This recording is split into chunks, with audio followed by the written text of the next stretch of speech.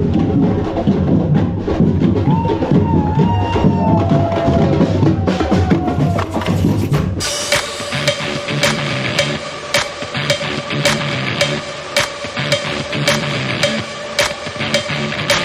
up guys, welcome back to the channel. Thank you for tuning in. Today I have another race report for you, stage 2 of the Epic Gran Canaria Gran Fondo.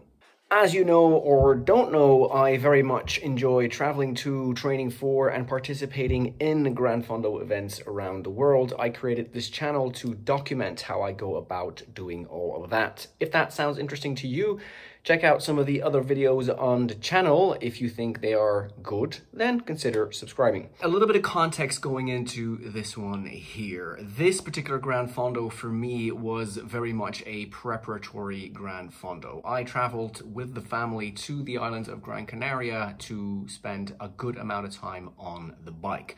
Going into this race, I had already done 2 pretty long 5-hour plus rides with a lot of climbing, and I also had stage 1 of this Gran Fondo in the legs. So I was kind of lining up at the start line with not the freshest legs. Stage 1 was relatively hard. I had kind of set myself the goal to try and hang on to the fastest group for me for as long as I could, which did in fact end up being the first group, so I was quite happy with that.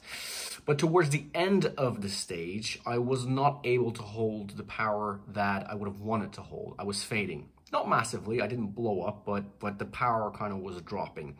So going into that second stage, that was in the back of my mind, right? Now, if you want to have the full context, I would recommend you go and watch the race report of stage 1. It is on the channel. It is the previous video, so check that out if you are interested. So my tactic for stage 2 was quite different than the one I used in stage 1. In stage 2, I had no intention of trying to hang on to any group. And why that is going to become quite apparent when I show you the profile.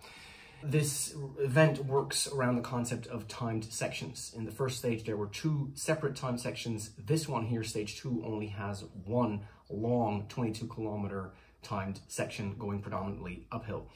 Now, straight from the gun, we're climbing. And I had then decided that I wasn't going to try and hang on. I was just basically going to pace myself. I was going to get myself locked in to a particular wattage and then try and hold that for as long as possible. And then I was going to end up where I was going to end up. So kind of stage 1 was hanging on to the group, and it wasn't, you know, at some point you're looking at your power meter, but most of the time you're just trying to hang on for dear life, and then that's kind of it. This stage was going to be almost being oblivious to what's happening around you and just kind of, you know, locking yourself in, getting zoned in, and just trying to hold that pace for as long as you can. So the selection of that number is quite important. You know, what I had just said about the fatigue in the legs not being super fresh, for me, I set that number to 230 to 240 watts. I'd done an FTP test prior to traveling out to Gran Canaria, which gave me 278 watts on a 20-minute test, so around 264 FTP. And I said to myself, okay, 230, 240 with all that fatigue in the legs, if I'm able to hold that for what is essentially probably going to be about an hour, an effort of about an hour, that should be good. And that's exactly what I did going out of the gate here. So to start, again, same as in stage number 1 at the Hotel Riu in downtown Maspalomas, and you can see here the weather was absolutely amazing. Clear blue skies, a gentle 20 degrees Celsius, so couldn't have really asked for much more. And we're setting off here, and you can see that the pace is very much mellow. We're in a neutralized rollout, but in comparison to stage 1, where I had really tried to hang on to the front group and be as close to the group as possible as we crossed the timing mat, because of my pacing plan, for me, it didn't really matter what happened to the front group. I wasn't going to try and hang on to them anyway, so I'm just kind of noodling here and gently making my way down to the first timing mat. And then here we go, settling into the effort, settling into the rhythm. We have passed the timing mat and we are on to the climb proper. Still quite busy around me at this time, obviously, because we've only just started. And I'm settling into the wattage, and I am trying to be oblivious of what is happening around me, but not oblivious to the absolutely amazing landscapes that we are riding in. 230 to 240 watts, that's what I'm setting out to try and hold. Sometimes it is steep, sometimes it is less steep, and what I always find during these type of climbing efforts is that when it gets steep, people try and press on as much as they can, and then when it flattens out, they also ease up a little bit. But when you're riding to watts, you always seem to be riding away from people when the gradients get less steep. And so here you can see me kind of holding 240 to 250 even, and I'm kind of, you know, in the wheel, and it seems to be aligning well with this little group that's in front of me. But then it flattens out a little bit, and they seem to be, I kind of guess, easing off. That's kind of natural. But then I'm, you know, looking at my power meter, I'm going like, okay, well, I'm dropping below 230 here. That's not the goal. So let's keep pressing on. And then I seem to be, you know, riding away again. Same thing here. There's a bit of a flat section all of a sudden. Again, I'm looking at my power numbers, and I'm going like, okay, well, this isn't going to bode well if, you know, if I'm trying to hold an average watts of 230, 240. So I press on, take the lead, and use this section just to kind of hold my watts. And then here we get on to kind of a last final section before the little descent in the middle. And I can see a group in front of me. And at this moment in time, I do decide to ever so slightly abandon my pacing strategy and press on quite a bit. You can see I'm pushing 300 watts, 312 watts here, just to kind of catch on to this group, because I know that we're about to crest the first kind of climbing section. And it will help me if I can sit in the wheels a little bit. And I do exactly that. Here we go. We crest the top. I press lap, and we are bombing it down, and I seem to be in the group that is going to help me.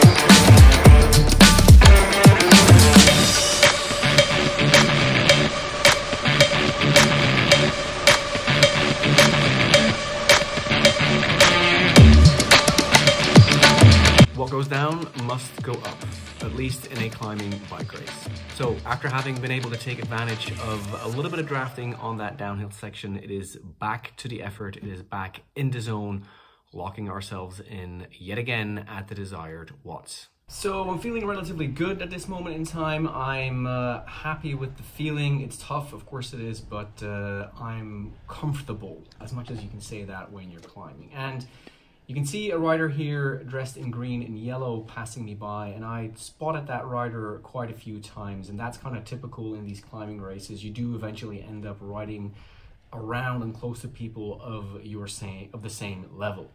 And I kind of made that guy in the yellow my canary down the mine a little bit. And here you can see me putting in a little bit of a serious effort to try and hang on to this little group, because that guy in the yellow was part of it. I'm momentarily again abandoning my pacing strategy, and in this somewhat flattish section trying to snatch on to this last wheel. And then I made the decision to try and go into somewhat of a more race mode to race with them. Then it gets steep again. They put in a big effort where I see my watts spiking way too much, and I say, okay, that's too much for me. I'm settling in. I continue to settle in. I settle in some more. And you can eventually see gradually over time, by sticking to my watts, by avoiding completely blowing up, that I'm easing in closer and closer. And this rider here in front of me is, I think she was the first or the second of the females in the general classification. Very, very strong.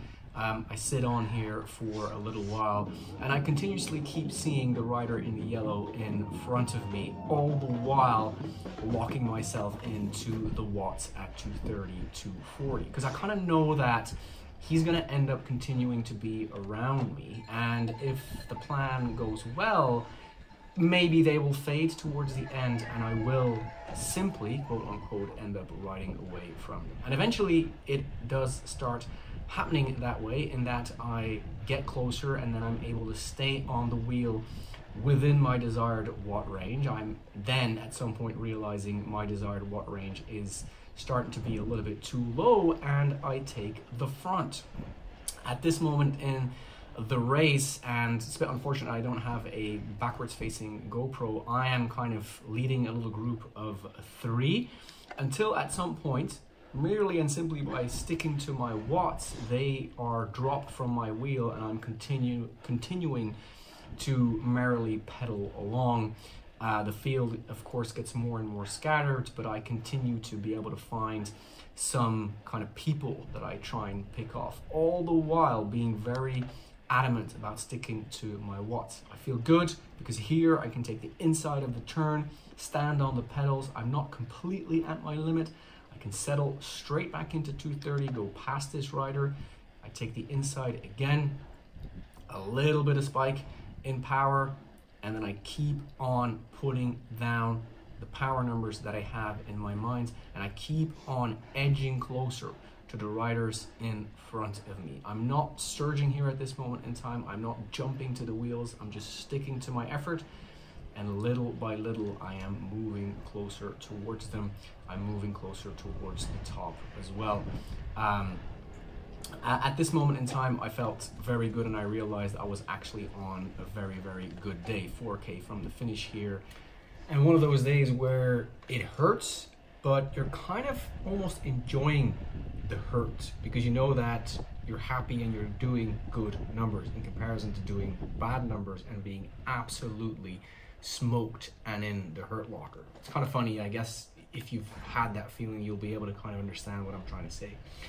And then here, yet again, I am on my own, but in the distance, I can see one more rider. I know that I am getting closer to the finish line, so in the back of my mind, I'm hoping, okay, well, let's maybe try and catch that last rider. 3K from the finish here, and I can see myself edging closer. It's a massive motivation to stick to the watts, to keep bringing the effort home towards the finish line, and ever so slightly I am getting closer and closer and closer as the finish line draws nearer as well. I am having this person in my sights, going to the wheel and straight across with a last little dig here, knowing that cresting this little incline, the final section towards the end, which is downhill a little bit as well, starts. So putting in a big push, trying to drop that rider, trying to distance myself, and then here I whack it into the big ring and bring home the effort.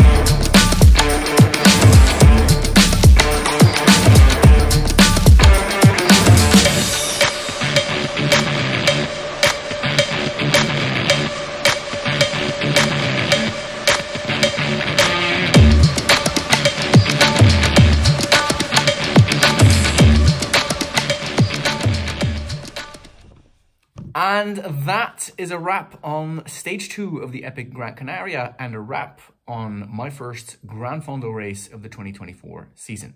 So let's take a look at some numbers for what it's worth. My result on the day was 117th. That gives me a 91st position in GC, combining the first 2 stages together. What does that tell you? Well, that my genetic makeup isn't that of the top guns in these Gran Fondo races. So for me, I'm quite happy with that. And to give you a bit of perspective on what or who those top guns were, in the top 10 of this particular race, we had Jaimar Zubeldia and Luis Leon Sanchez. Those of you who follow pro racing will probably know them because they're recently retired. Maybe Zubeldia is a bit older, but at least they are former World Tour pros. And then in the top 15, Mario Cipollini former world champion on the road, and maybe someone that more of you will know of. So just to give you an indication of how good the field actually was in that top, let's say 20 to 30. And then in the top 15, a good amount of Belgians that probably would rank in the elites without contract, just can't make it into the pros, but then in these Gran Fondo races, they are always up there with the best. And that is yet again a reminder for myself that when I will be lining up at one of the local Gran Fondo races here, I will be sharply reminded of my genetic makeup, as I will be trying to race some of these top guns for maybe the first 10 or 15K. We will see. And then to conclude, some of my power numbers, because that is actually a better comparison to how I actually did. 231 watts raw average across the entire timed section, which ended up being 1 hour and 9 minutes. So pretty much bang on what I had envisioned. And in fact, I can even say that I probably overpaced myself. I think I was not confident enough in my legs, and I think I might have overestimated my level of fatigue, because I did end up with a pretty good day on the day.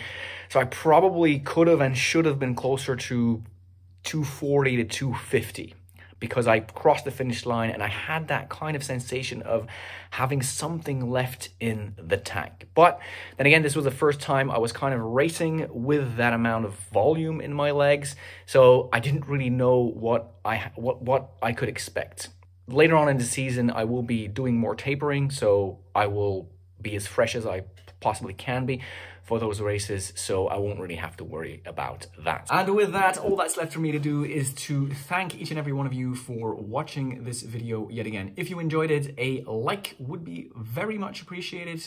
And if you like some of the content, and if you would like to follow along how I keep progressing towards my big events in Canada this year, then subscribe to the channel and I will be keeping you updated as we move merrily forward. Thank you again. Stay safe, stay healthy, enjoy what you're doing, and I will see you in the next video. Bye-bye.